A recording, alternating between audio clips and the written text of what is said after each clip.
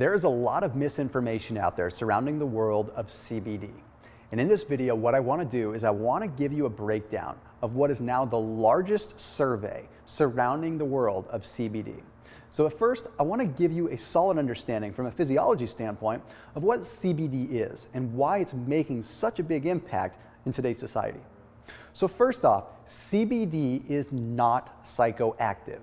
It is not the same as THC. It's not even in the same ballpark. You see, CBD acts upon the body in an entirely different way.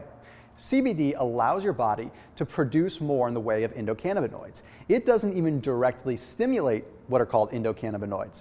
It allows your body to produce more. Endocannabinoids are common things. You even find them in chocolate.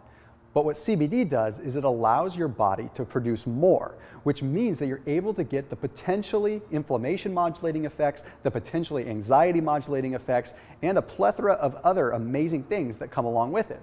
But what we have to do is we have to start understanding why there's so much misinformation out there. You see, a lot of this started because in 2014, the Farm Bill was passed. The Farm Bill allowed farmers to harvest hemp, and also allowed farmers to harvest some forms of cannabis, depending on the situation, depending on the state and the territory. But what ended up happening is the United States Drug Enforcement Agency is still enforcing even CBD in hemp in the same fashion that they would enforce cannabis, which is marijuana. So it's a little bit of a confusing situation because in reality, CBD comes from something completely different. And in this world, there's something known as hemp-derived CBD. Hemp and marijuana plants are two entirely different things.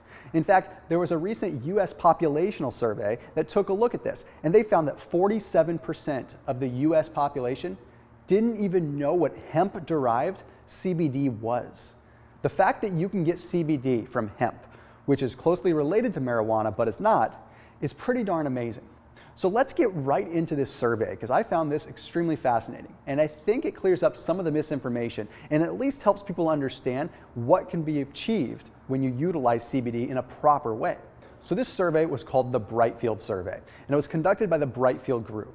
Now the Brightfield Group is a large market research group that looks specifically at actionable data in the world of cannabis. And they conducted this survey on 2,400 people.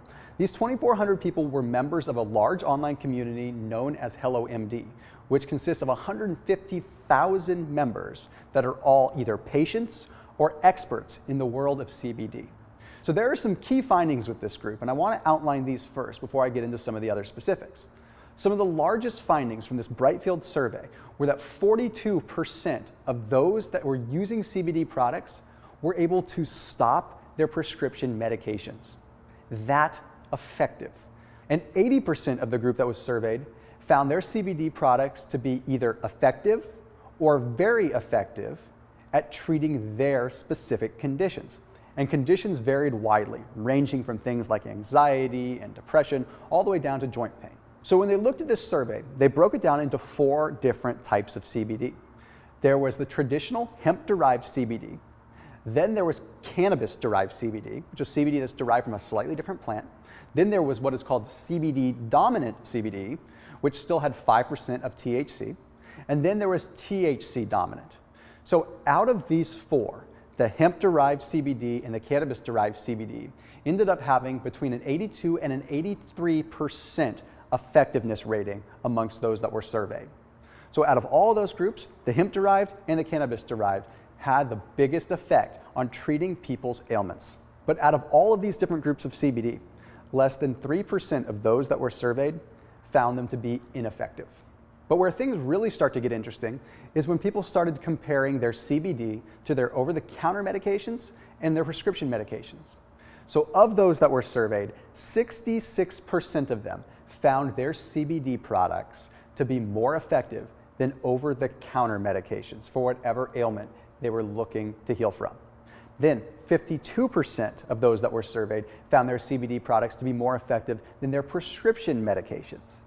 This is some really profound stuff.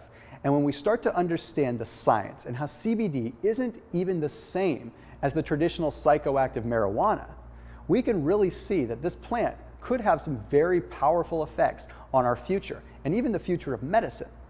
So I encourage you to check out CBD for yourself. See if it's something that works for you. I can't tell you one way or the other what's right or wrong, good or bad. but what I can do is lay out the information, lay out the data, and lay out the research. And I think we're going to find over the next few years that the research starts to come through and show us that there are some natural ways to take back control of our health, get control of our ailments, and ultimately be the happiest versions of ourselves that we can possibly be. So make sure that you do your due diligence. Make sure you don't throw CBD under the bus just because there's so much misinformation out there.